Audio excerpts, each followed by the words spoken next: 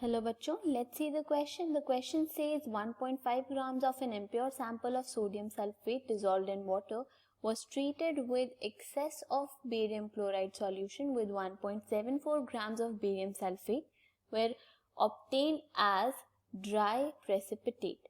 Calculate the percentage purity of the sample. तो इस question में जो हमारा की कॉन्सेप्ट है हमारा परसेंटेज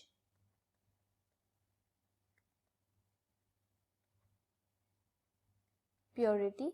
तो अगर हम इस क्वेश्चन में सबसे पहले बात करें केमिकल इक्वेशन की, तो इसमें Na2SO4 रिएक्ट कर रहा है BaCl2 के साथ और फॉर्मेशन हो रही है BaSO4 प्लस 2NaCl की। तो ये हमारी बैलेंस्ड केमिकल इक्वेशन है। अगर हम मॉलिक्यूलर मासेस की बात करें तो मॉलिक्यूलर मास हमारे पास Na2SO4 का हमारे पास मॉलिक्यूलर मास होता है 142 ग्राम्स और बेरियम सल्फेट का होता है 233 ग्राम्स। हमें कहा गया है कि 1.74 grams of barium sulphate form हो रहा है, यानी कि 1.74 ग्राम्स फॉर्म हो रहा है। हमें सोडियम सल्फेट के बारे में बताना है। तो अब अगर हम बात करें यूनिटरी मेथड से तो हम कह सकते हैं कि 233 ग्राम्स ऑफ बेरियम सल्फेट हमारे पास प्रोड्यूस करते हैं 142 ग्राम्स ऑफ Na2SO4।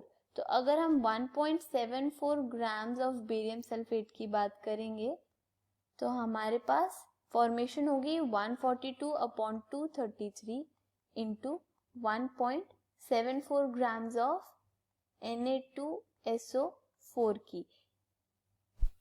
इसीलिए हम फाइनली कह सकते हैं कि मास ऑफ Na2SO4 जो कि प्योर है इस सैंपल में, वो होगा हमारे पास जो उस वैल्यू से हमने कैलकुलेट किया, इससे हमारे पास वैल्यू आएगी वो होगी 1.06 ग्राम्स।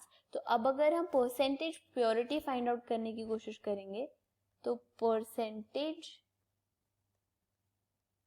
प्योरिटी हमारे पास आएगी प्योर सैंपल का वेट जो कि है 1.06 अपॉन जो इम्प्योर सैंपल का वेट हमने इनिशियली टोटल लिया था जो था 1.5 ग्राम्स इंटू 100। तो इसकी जो वैल्यू कैलकुलेट की जाएगी तो इसकी वैल्यू हमारे पास आएगी 70.67%। तो हम कह सकते हैं कि 70.67% प्योर सैंपल था हमारे पास।